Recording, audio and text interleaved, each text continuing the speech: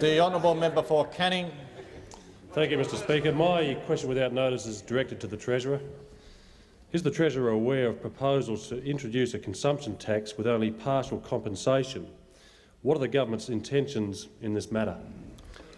The Honourable Treasurer. Mr Speaker, I was interested to read in this morning's newspapers a proposition attributed to Access Economics and the Institute of Chartered Accountants that a consumption tax should be introduced without maintaining people's real disposable incomes. In other words, it's another variation on the theme presented by a few of these organisations in the last few days, that we don't need to compensate people for the increased cost of future consumption. All that we need to do is to compensate them for present consumption, and that there's no real need to protect the real value of current savings.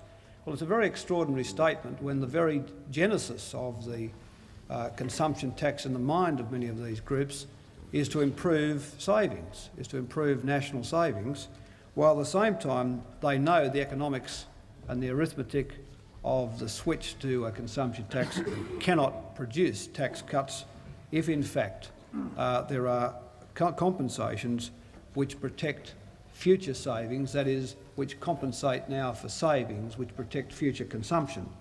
And so we've got this extraordinary statement of saying that whatever you save is certain to be eroded by higher prices coming from the consumption tax, but if you spend more you get a bigger income tax cut. And of course, for that to be the case, people would actually save less.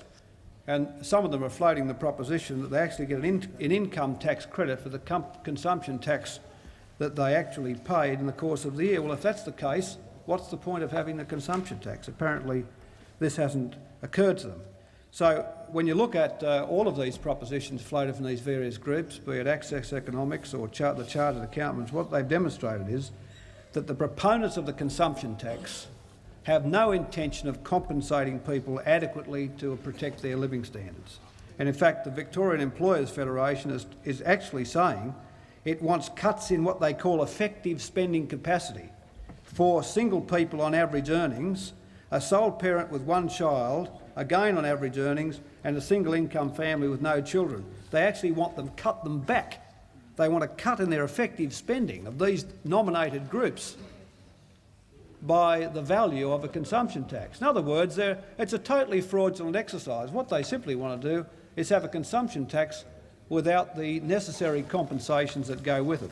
Now, again, last night I noticed the Leader of the Opposition, remember I was talking about him yesterday beginning the wimp out?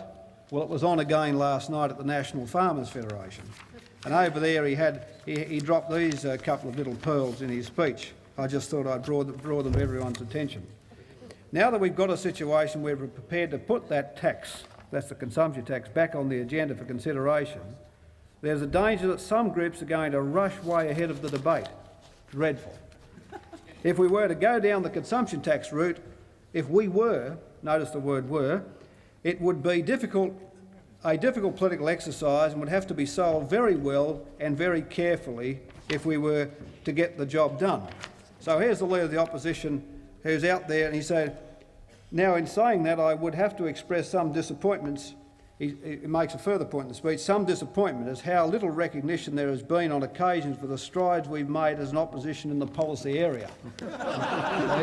They're not fully appreciated out there. The point the Prime Minister made more eloquently earlier in reply to the honourable member for Menzies, it's about the policies they have, it's just that they never want to implement them when they're in office.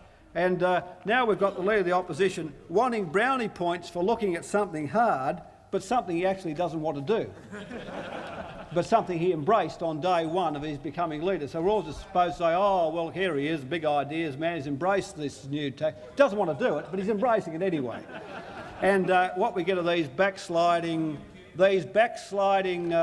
comments day in, day out. But the really hard people in the debate, all these groups that want to cut down ordinary people and rip away at their incomes, are really about having a consumption tax which is not compensated, And if you have it compensated, it's like John Stone said the other day, why muck around with it? If that's what you want to do, if you want to belt the poor to help the rich, why go through the ruse of a consumption tax? Just knock off the tax-free threshold. What's that? Oh, is that right, Fred? You've always, I mean... Order. they're The member, they're the member always for such Pearce won't interject, and the scintillating Treasurer interjections. shouldn't respond to the interjections. Oh, that was his first. I thought I'd give him a bit of a Order. reception, but it was pretty dull, I must say. Mr Speaker, basically, it's the Liberal Party up to their old game.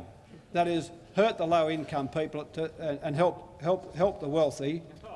And you can do it, as Stone said, just knock the tax-free threshold off and use the money to cut the tax rates up high. But as I made the point yesterday, as if it is the highest profit share in the country's history is not enough. That a wage share lower than 1961 is not enough. That a 39% corporate rate with full dividend relief is not enough. That you now actually want to get into the poor again to give people on higher incomes a bigger tax cut. That's what you're really on about.